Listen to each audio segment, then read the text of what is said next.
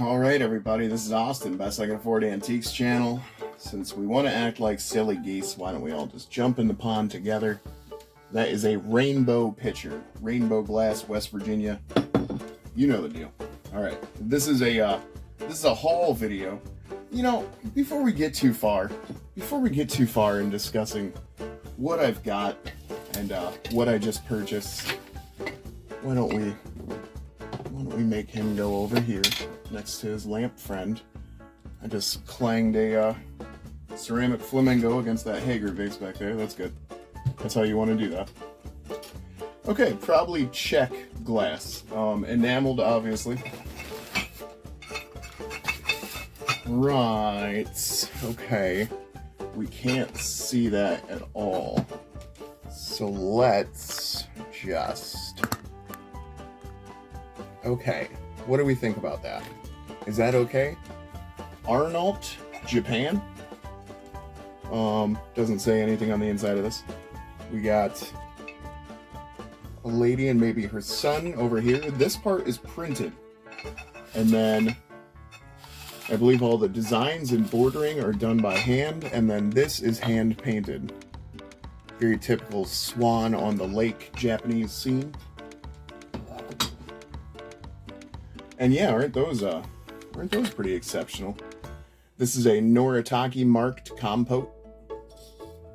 This is Czech, I would say opaline glass, since somebody else said that to me. Got some lamps here, all right? Don't lose your minds. That one's pretty good, and seems to be genuinely old. I don't know if you're seeing that cord or not. So yeah, old lamp, all glass shade and everything. A couple of chips around the rim here. A little bit unfortunate, but no big deal. So we got this fella. You know those little ceramic Christmas trees with the plastic doodads that light up when you put a light in them? I mean, I'm sorry, I had something in my throat. The stupidest antiques channel on the planet. Except, I keep buying stuff like this, so people keep coming to see what I'm doing. What is going on here? Okay, now we can see everybody. Better? Better. Okay. So yeah, a little ceramic plastic doodaddy light. This beautiful lamp from probably the 20s to 40s, I'm going to say, without researching at all. A little matching lidded dish. A bit of a lighter there. Vintage crystal lighter. Somebody's lighter equipment inside of it. You know, I'm going to move this picture because we don't really have room for it.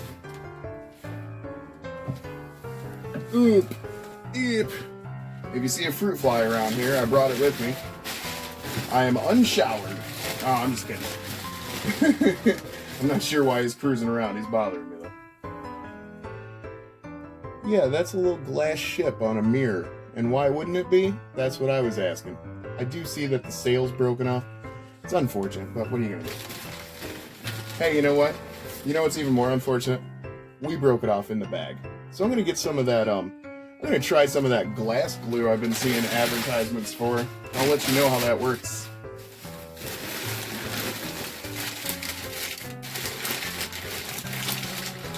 Got a lid here. I'm sure that goes to something. I wouldn't have just bought the lid, I don't think. You know, I bought this. I live in Michigan, and I thought this was neat. It's a Sault Ste. Marie teacup, but it's made in Japan by Nippon. And it even says on the bottom of the saucer that it's hand painted in Japan. So, hand painted in Japan for Michigan tourist industry. That's pretty kind of fun. I like that, and I grabbed it. Okay. We got I don't know. I can't tell who that is. It must be Goldilocks, because there's bears dancing around the edge there. Now I got 4 little plates like that, vaguely similar, and I paid $4 for them. Oh, those are a bunch of nursery characters. This is the 3 bears, it says very clearly.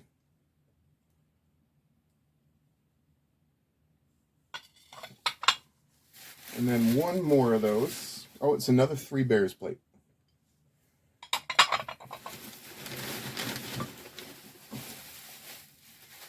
Oh my goodness, wait until you see this. Almost guaranteed to be Murano, Italy. Beautiful silver foil technique employed. Gorgeous scalloped edge. Look at that twisted glass handle, and then they spooped it. In addition to it being cased glass, I mean, okay then. Okay then, try hard. You know what? I'm gonna put a piece of newspaper in that Noritake so that we can gently set this fella right on top of him.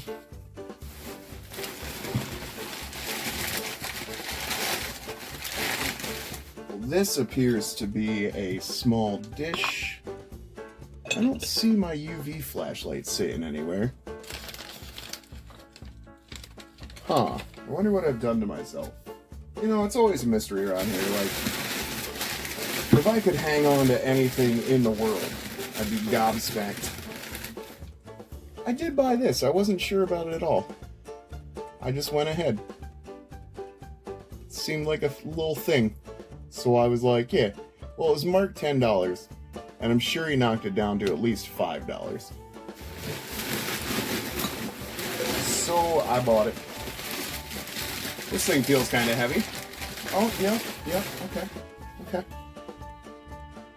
A little glass vase with an applied kind of tree branch looking thing with some flowers. It's very Japanese looking to me. I'm not sure if I'm right about that at all. Non-polished bottom. Yeah, I'm just not sure who would have made that, but I thought it was cool enough to roll the dice on for, it looks like $9 is maximum what I would have paid. This guy gives me half off on everything, so yeah, I do what I can. This is a Viking bell with its label in this gorgeous pattern. I don't think that's the autumn leaf one. I'm not sure what exactly that is. I got the second lighter thing in case anybody has like a lighter to go in one of those.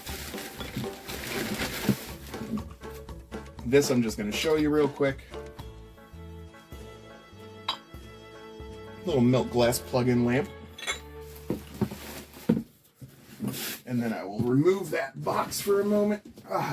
And we will get into the next box. Oh, you know, I got a pretty decent little set of these. He gave these to me for $4. And I've got cups and everything. Hand-painted Noritake on this one. That's what it says on the other one. And I buy just about any of those Japanese things that seem like they're quality to me. This one is Ishihara China, made in occupied Japan. Apologies. I can't quite see my camera screen as I do this, so if I'm messing up, that's my bad. So occupied Japan, that's 1945 to 50, generally.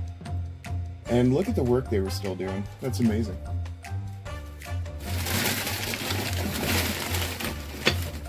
And yeah, I got salt and peppers that look like they match at least one of these sets here. Probably the Noritake one.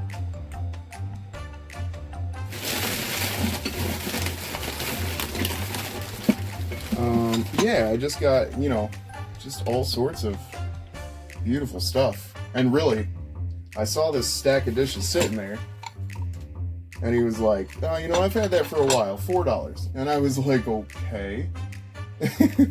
Okay. I guess I will take those for $4, sir. Because, you know, if somebody says something wild and reckless like that.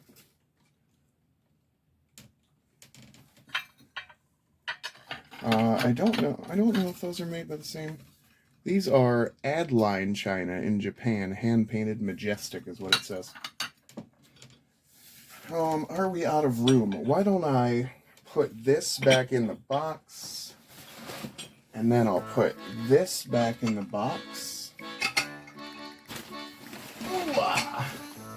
Now, you don't have to buy anything you don't like. I buy a lot of Japanese stuff. I very much, my big philosophy is don't buy anything you can't stand getting stuck with. So if nobody ever buys these from me, I'm going to be okay. That's a preference thing. I'm not going to be mad if these end up being my special holiday dishes or anything. I'll be okay. So just buy what you like, and you'll never go wrong.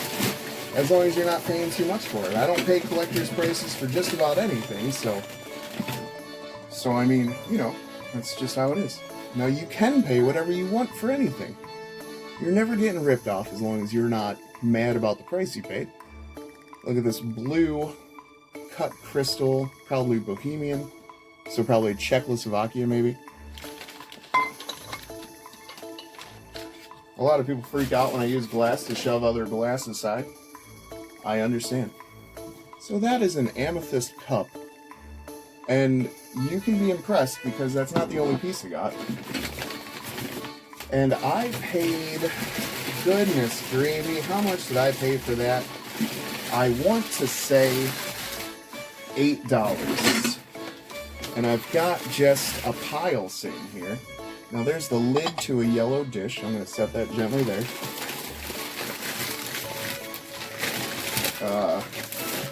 Here's a lid to a green dish. I'm going to set that there. Now, I spent a fair good bit of money. I'm not going to say how much because my wife's mad at me about it. It's not her fault at all, I promise.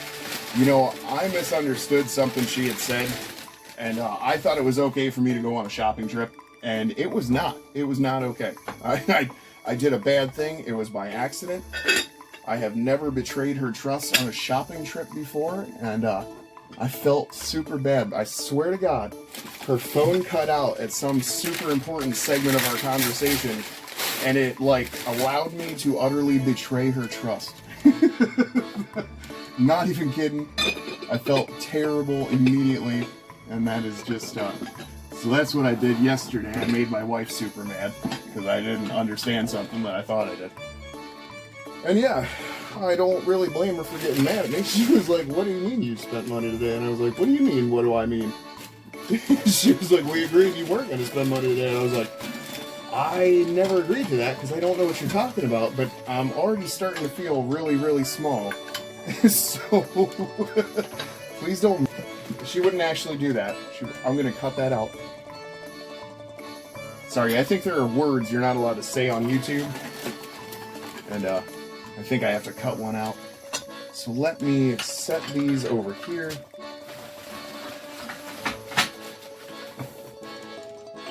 Little fella. Occupied Japan. I love that. So Occupied Japan is a mark you'll only find on pieces from 1945 to about 1950. And it's because they were occupied by America after World War II. So that's why some pieces say Occupied Japan.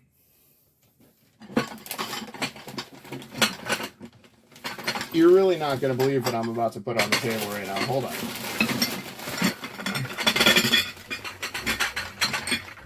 So I think really, for $8, I got 4 plates, 4 saucers. Can you even see those? Not really, huh? Okay, hold on. 4 plates, 4 saucers. And 4 cups. Some little sauce dishes. They've got nice shapes to them, too. I'm wondering if it's not Hazel Atlas or somebody like that. I mean, they could be made in China. I'm not sure yet. Hey, you know what? And this is why I think they're Hazel Atlas, maybe? Because, wait, am I saying the right one? Yeah, Hazel Atlas. Because of this square base on the bottom of a round bowl. Well, this bowl's not round. They've got several pieces that are round and have a square base, just like that. So I think those are going to be Hazel Atlas, and that should make them fairly old. So this container right here was $10. Now, if you look in this container, which I'm trying to do very carefully, you'll see hats, toothpick holders, a boot. So let's all see what we got here. And look at that dish. Isn't that gorgeous? And look at this dish. Isn't that cool? I like its square handle. Obviously a pretty square theme there. Okay, little glass. I don't know if that's actually old or not.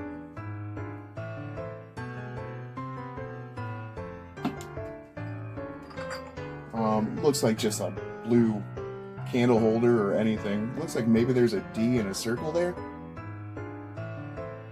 Try and give you the glare on it. Maybe. This is a thing. I don't know. I don't know what, but it's a thing.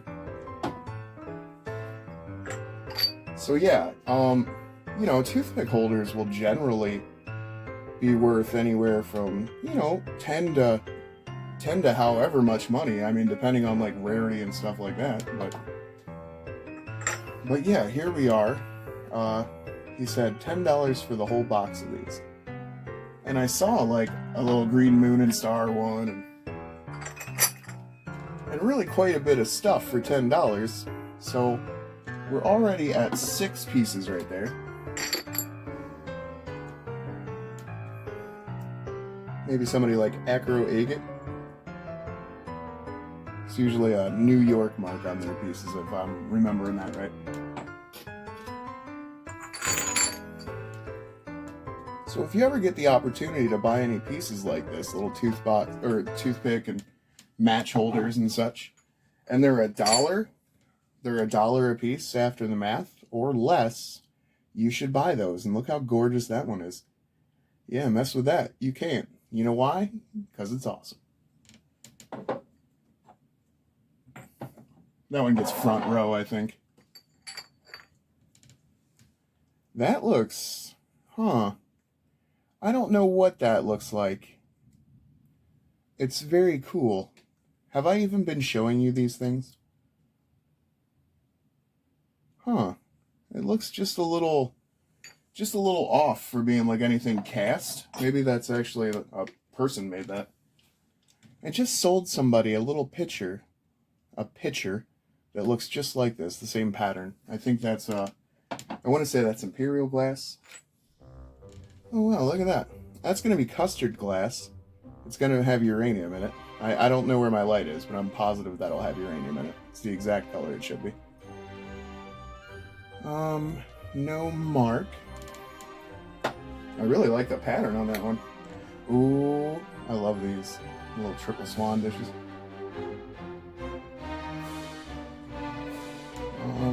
That's Westmoreland glass. And we see it. There we go.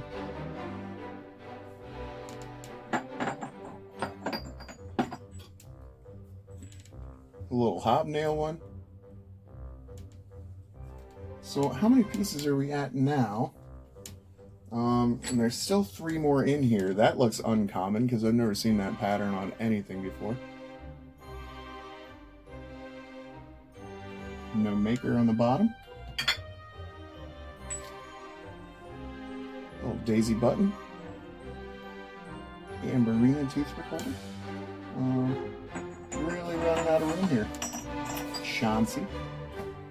And last but not least, for certain, this beautiful little red fella. I really like that.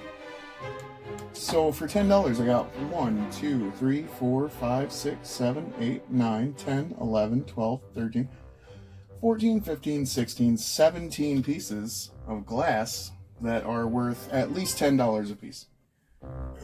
So that's what you refer to as a profit of $160. So there. This Blenko bottle worth anywhere from $150 to up. Like, it depends on auction results and stuff. I don't really sell to people like with the most money. I sell to people who love the things, and you know, sometimes they ain't got the most money, and that's fine. I like for them to still have art, and I think that's pretty neat that I can do that. So I'm gonna have to stop the video, put some of this away, because there's still another piece of a box. And I'm pretty sure there's some pretty good stuff in there. So yeah, this is Austin, Best I Can Afford Antiques channel.